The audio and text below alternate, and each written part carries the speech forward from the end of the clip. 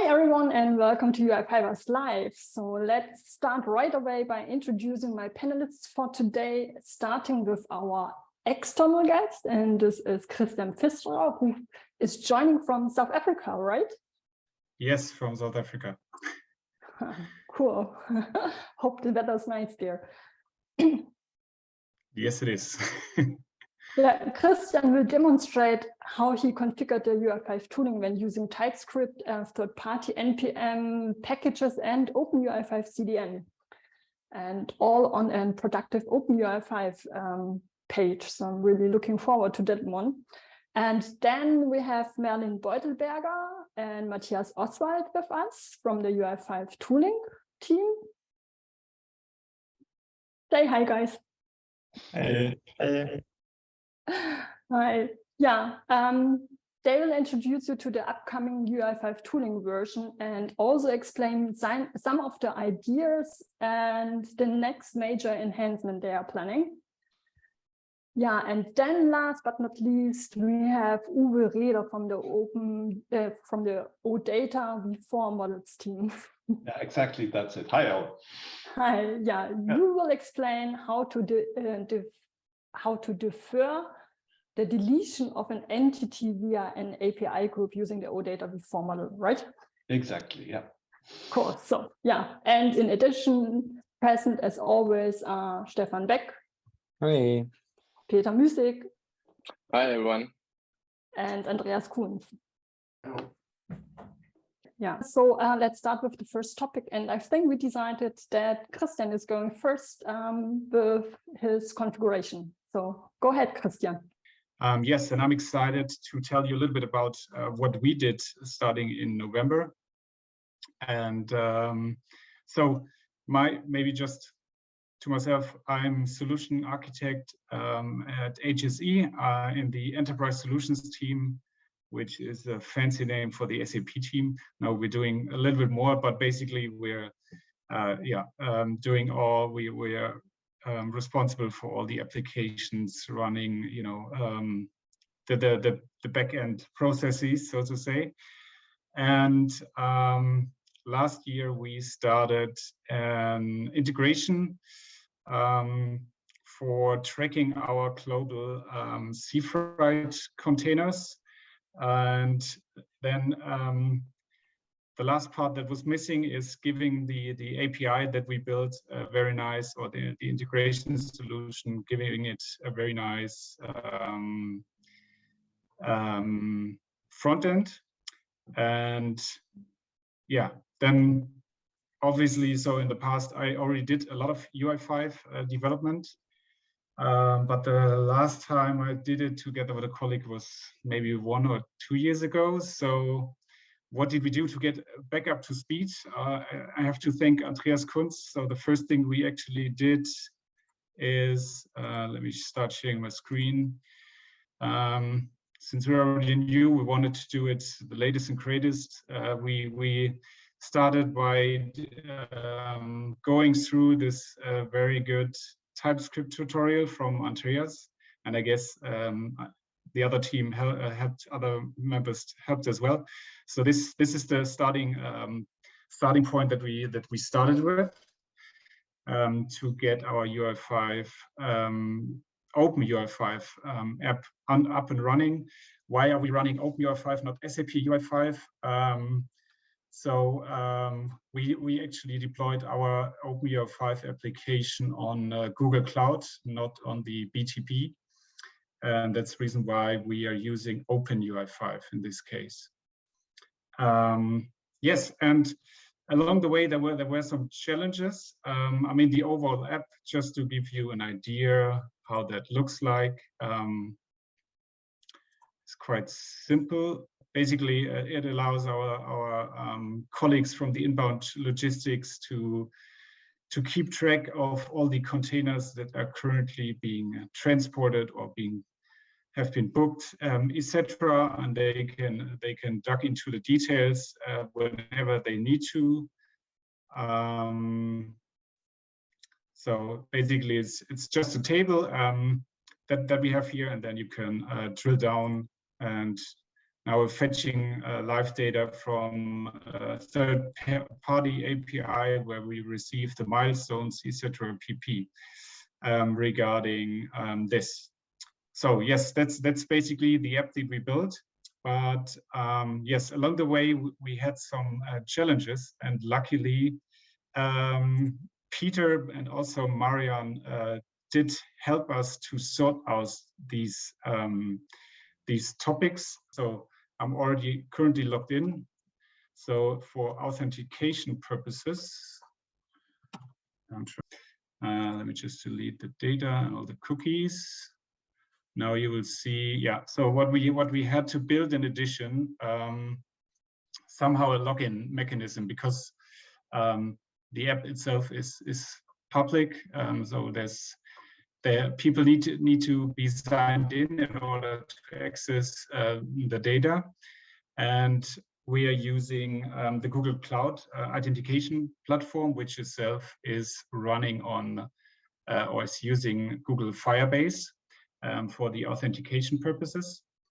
And that's the first topic where we sort of hit a small wall where we had some issues, but luckily Marian had this issue already before.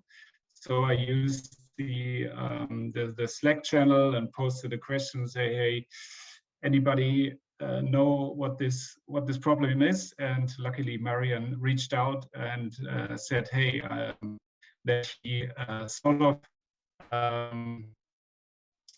solved this problem, also needed help, as far as I understood, to get this up and running. So this is quite easy. So first the login, maybe just to mention it, the login screen itself, we actually use the web components already. So we got that running, nothing too complicated here. It's basically just a view, but we're using the web components and also the Fiori web components in here. And then basically it's just, you know, the code itself is quite straightforward. We're logging in. We use the Firebase SDK, but the main issue we had was that whenever we started this login app, that Firebase was complaining about that different parts of the Firebase setup were not working as they should have. And then Peter came along and Marian and helped me figure this out, how to get the Firebase setup up and running. So because compared to Marian, what we did since I think it was in the UI5ers either November or October, when the new transpiling task was displayed or showcased. So I wanted to use that already immediately to get this up and running. Yes, and so what we did then, or what actually the trick is with the Firebase NPM. Maybe Peter, if I miss any steps, or if you need to explain it in more detail than I can, then please step in. Yeah. So basically, what we did, or what I added is we have an external folder which is not part. So usually everything, right, is in the web app itself. But here we have a folder lib, which is basically on the same level as the web app. And then here we basically just import everything from the npm module from the Firebase. Then down here we just export it again, nothing too fancy. And in addition to that, in the what was very important is telling the OpenUI5 tooling and also for the build to actually where the resource routes will be. So not only have we the regular route, but we have an additional resource routes where the Firebase setup file can be looked up. And that was basically the trick that we needed in order to get this up and running. I think the basic thing here, Christian, if I can just jump in. So if you use UI5 from the CDN, normally all resources you are loading are resolved relative to the CDN. So if you would now require login lib Firebase setup, for example, it would resolve against UI5 SAP.com 108 resources / and then the path behind that. And with that, we just map it to the local resources. Because what happens here behind the scene is that the UI5 tooling modules is used to generate then a proper bundle for this Firebase setup, and this is being put locally into the application. So the only thing which was necessary finally at the end was then to just add this and having the tooling modules then properly configured, and with that you finally could then resolve this locally from the resources. That was the main trick here. Yes, exactly. Thank you for jumping in and providing more details. Yes, so basically that was the tricky part with the Firebase. In addition, we also in the important front end itself, we're also using a third-party NPM module, but so we're just using Moment.js to do some date calculations. But luckily, here it's a rather simple NPM module, and we could basically follow the steps which are also explained in the tutorial by Andreas, where I think here Chart.js or something like that is being used, and that worked out without any further issues. Maybe one thing just to mention here, Christian, if you show briefly the Firebase, or no, we don't need to show it again, but there the speciality with the Firebase library is that it consists of multiple imports from Firebase. And if you would require them individually in UI5, then they would not be put together in one bundle.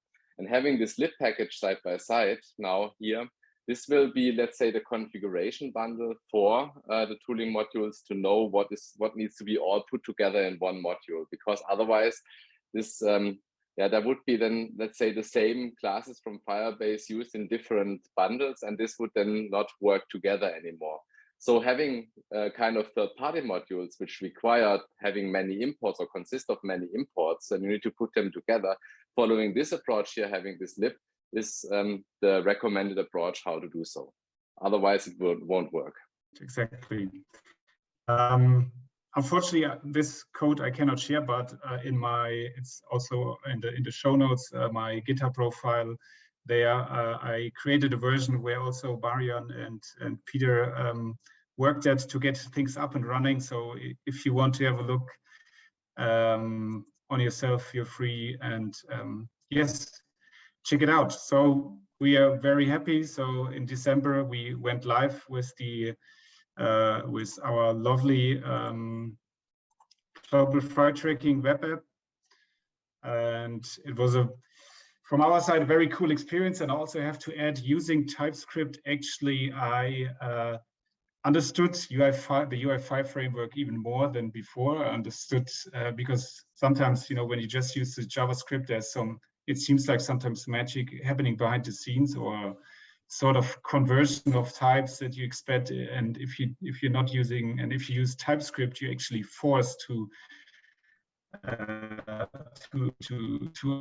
understand what types, what kind of objects are coming in, and that actually helped me also a lot to get a better understanding. So kudos to the UI5 team.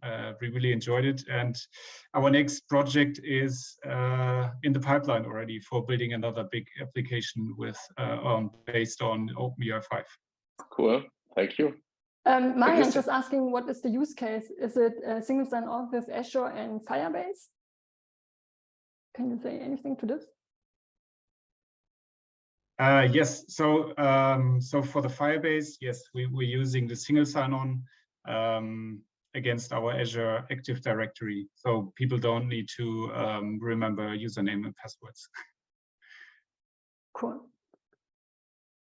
Yeah, I think if there are more questions, maybe put it to the chat or so, and we check if we can go later through this, or maybe Christian also have time in between, but we are running out of time, and the next topic is really also quite cool. So maybe we can go now to the tooling, UI5 tooling version 3 with Merlin and Matthias. So first of all, also happy new year from my side. And we would like to give you a bit more insights about the upcoming UI5 tooling release 3. So we are about to release a new major version. And already as kind of a Christmas present, we released a first release candidate 3 weeks ago, which has a lot of new features. In the meantime, we also released 2 other release candidates. So the current version is RC2. Also with some feedback from the community, which is the main purpose of now having this RC version, to get your feedback and to then have a final release pretty soon also.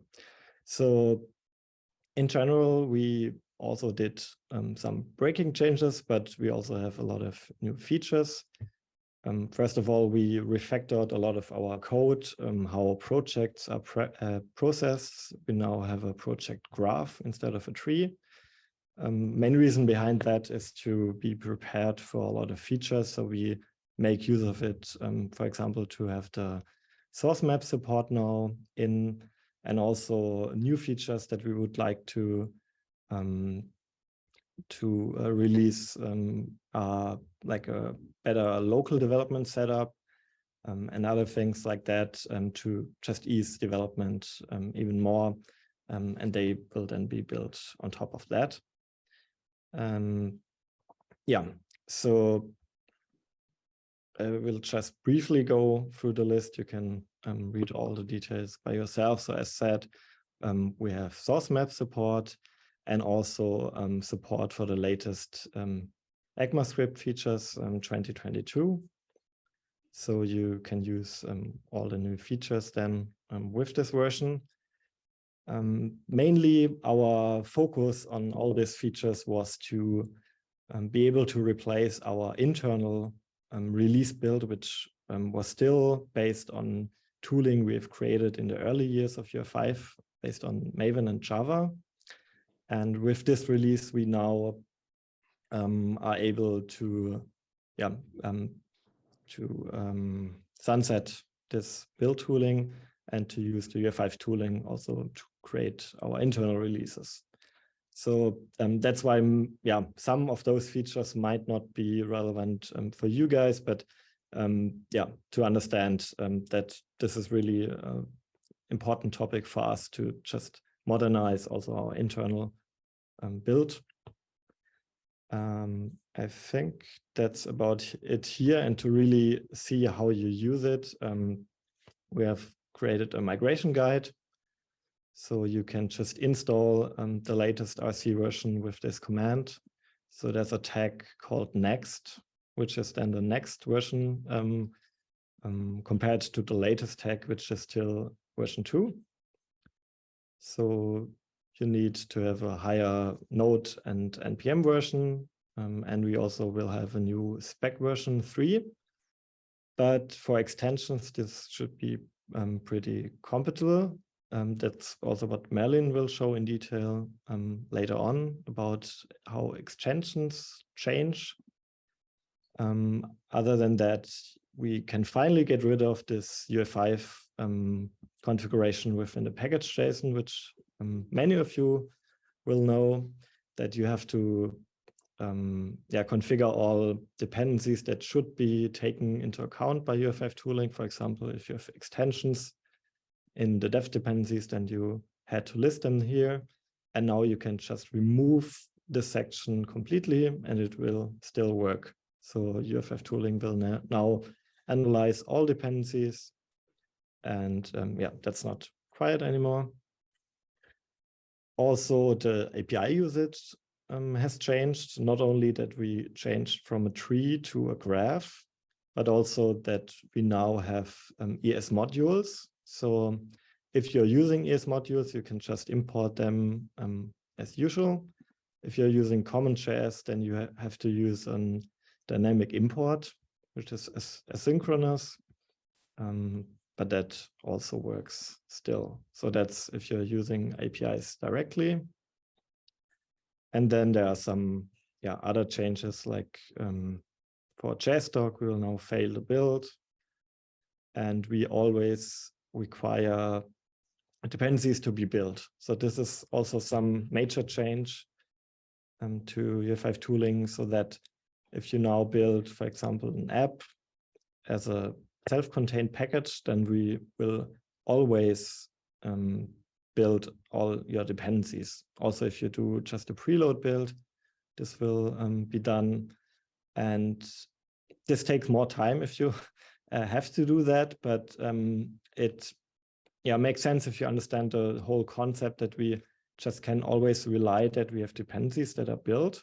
And one of the future plans we have is that you can just fetch the pre-built libraries, or that they are cached locally, so that you don't have to build all libraries locally over again. So that's also on top of our list of new features. I think having said that, I can already hand over to Merlin. Yeah.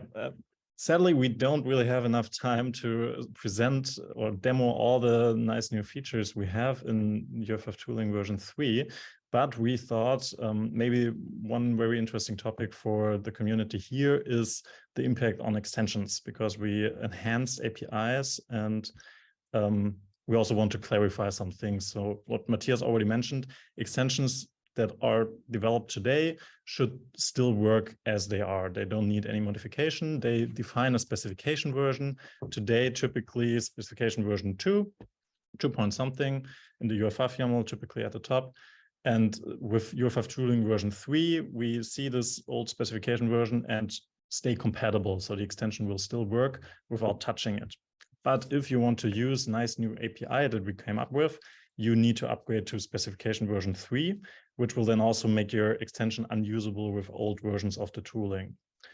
So here you can see some of the changes that come with upgrading to specification version 3 in your extension. I won't go into details for that, but I'll also show you this dedicated documentation page for custom tasks, where we already updated the relevant parts. So down here, you can see the now enhanced signature with all the new parameters that you get with specification version 3, and also some enhanced examples. Also in this case, in 2 flavors, either ESM or CommonJS. You can use both. You don't have to switch to ESM, to JavaScript modules, just because the tooling switched to it, but you need to be aware when importing modules from our side. Speaking of importing modules, that's already one of the bigger enhancements we did. And most of these enhancements are also summarized in this RFC in UI5 Tooling repository. So if you're interested in the details, you can look here. One thing we saw in custom tasks or custom middleware is that people import our modules for use for for special cases. For example, creating resources, you need the UI5FS module. For logging, you need the UI5 logger, which was never really publicly documented. And we wanted to change that. We wanted to make sure that tasks and middleware don't import our modules, mainly for compatibility reasons, because right now, if a task uses UI5FS from UI5 Tooling version 2, it might have trouble when running in version 3. We tried to mitigate this, but it's a bit tricky. So we thought it might be very useful for extensions to get those dependencies injected, and so they don't have to require the modules themselves. This is one example where you can see the change that comes with this new API. So this this extension can be rewritten to not import or require the UI5FS module or the logger module, but instead use the provided APIs to do the same. So there's now this resource factory task util parameter, which gives you a helper API to create resources instead. And this stays compatible across all UI5 versions.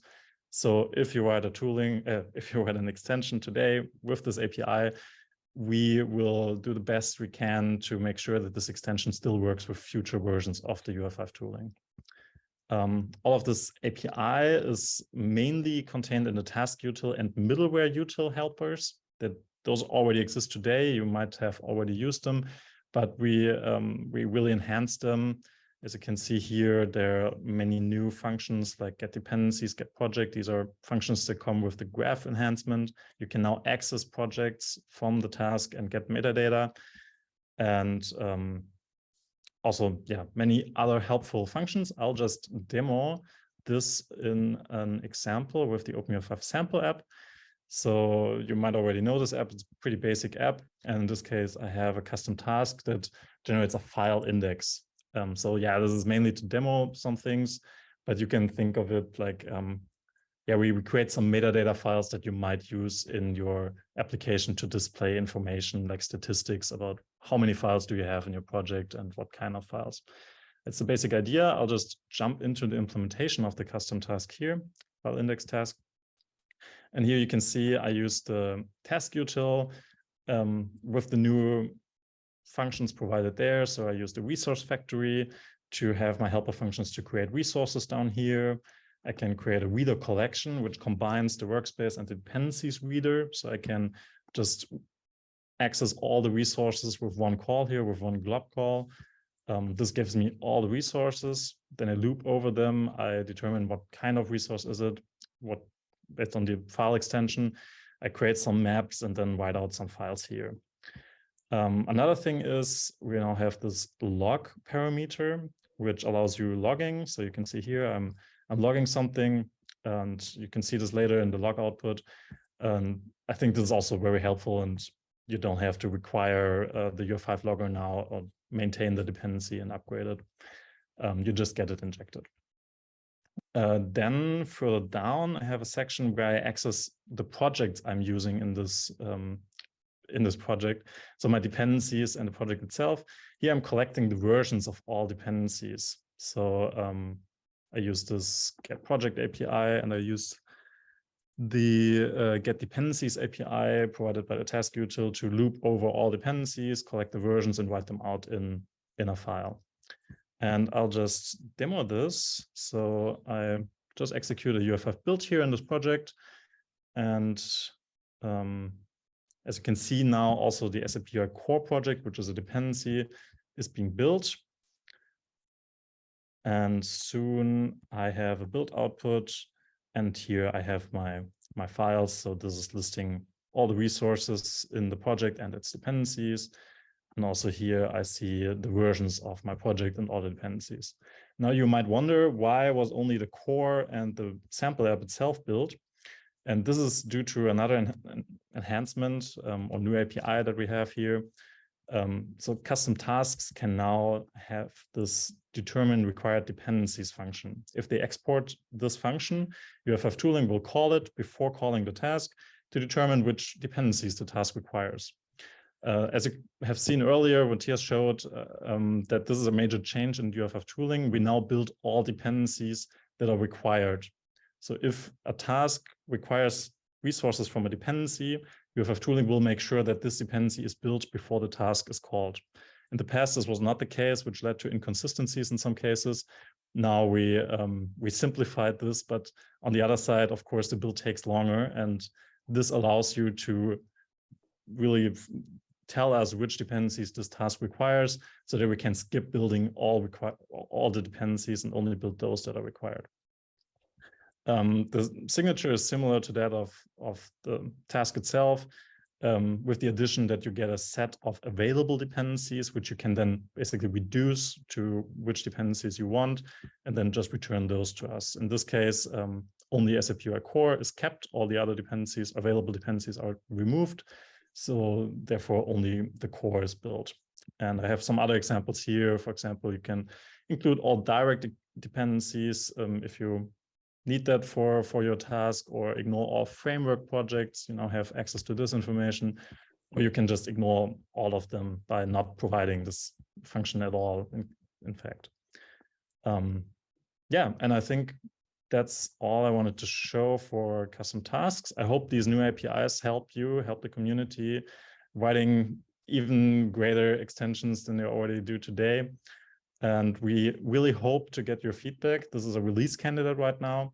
We want to make the release as soon as possible, but we are still waiting for feedback to see whether everything works the way we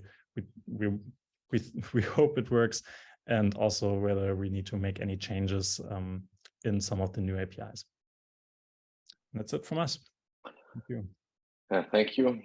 So tooling modules need to be, or the tooling modules, the ecosystem need to move then. Tooling 3.0. Yeah, if it wants to use the new APIs. So then definitely we should make some exercises there and learn about that, give feedback. Yeah, I think it was very interesting. I think also maybe good for our people to have new introductions so they can really have a closer look on the release candidate and give some feedback. Also, if you think you need some further information and it would make sense to have like a longer call or webinar on this topic, let us know. And I'm pretty sure Matthias and Merlin can be convinced to come back and share more things you want to know. Yeah, for sure. Yeah, so just let us know. And currently I do not see any questions, and we still have one topic and only 8 minutes left. So let's go to the next and last topic, and this is with Uwe and the defer delete. So it's about OData V4 and the delete functionality regarding lists. So you can delete an entity, and the new feature is basically that we support it now for non-draft. Yeah, just basically, probably you all know the difference between draft and non-draft. The draft modes, this is the one that's easy for the client. You can send all changes immediately to the server and up to the server to keep the entities consistent. And for this purpose, he has a second version of this entity while editing the draft. And when making it consistent is basically activating this draft, which replaces the active version with a new data. In the non-draft mode, it's different. Here, the server has only the one version, and this one must of course always be consistent. And so the client may only present consistent data, and therefore you must somehow gather them and send them all at once usually when the user presses some save button. And the server is then free to either accept them all or reject them all. And here, for this purpose, your data V4 model has some API. Basically, it's called submit batch, and in this, yeah, basically the model is set, or the binding is set to some API mode, which says just keep these modifications and wait until the application calls the submit batch functionality, and then they are sent. And this API mode for the binding has always been supported for creation and updating properties, and now as of UI5 or OpenUI5, sorry, 1.108, we also support it for deletion. And with that short introduction, I would like to jump into a demo. This sample app I'm showing now is available in the demo kit, but there it uses mock data, so it won't work similarly. So what do we have here? We have a list of sales orders, and this sales order list works in this non-draft mode, in this API mode, so changes are not sent immediately. And we have some save button here and the cancel button to cancel changes. So now if I delete this row, you see we have 17 sales orders, and if I delete it, now we have 16, but the only request that went out is the GET request to fill the gap here. So delete has not been sent yet. So I will just change some other property in a way that it won't be accepted, as you might think now. And now I press save, and what happens is we get an error message about this field, and deletion is cancelled. There we have this row 12 again, and we have again 17.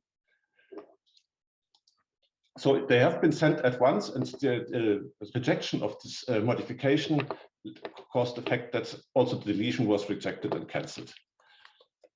So if I now say allow any other value and press save again, oh, I forgot delete in advance. So if I delete it now and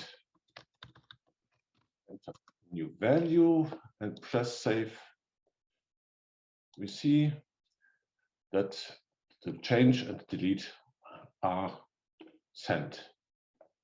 So now, after this simple example, now some more complex things that we had to deal with.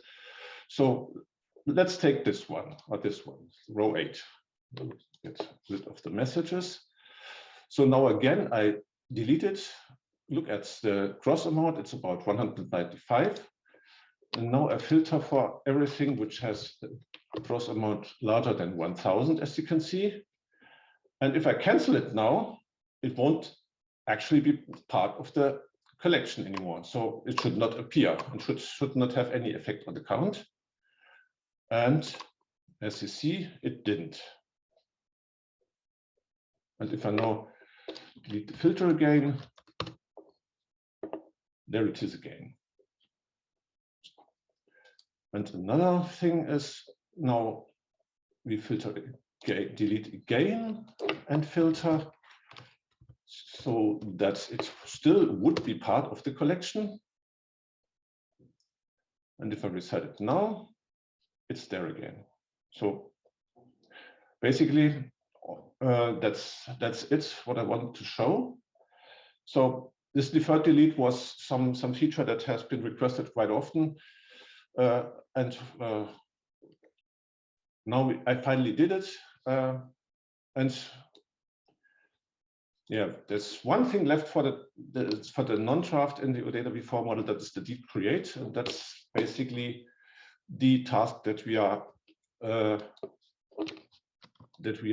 doing next. And this one is also in the roadmap mentioned. That's the last issue that we are going to do for that's standing in the way for users that want to work with a the non-draft mode.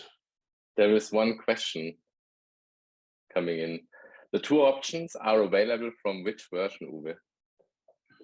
Basically from the start. Only we had some issues with the delete. Basically, it's the update group ID of the model, or also on the bindings. An update, this update group ID has some submit mode attached, and submit modes are either auto or API. And with auto, it goes out immediately, and with the API mode, with the submit mode API, it's held back until the submit batch is called. Yeah, but what you have just shown with which UI5 version, is this possible as you showed it? I think that was a good question. So with the UI5 version 108, we basically allowed it also for the delete, where it did not work before. Okay, so 108 all is in what you have. Exactly. Now, and all is in, yeah. Perfect. Yeah.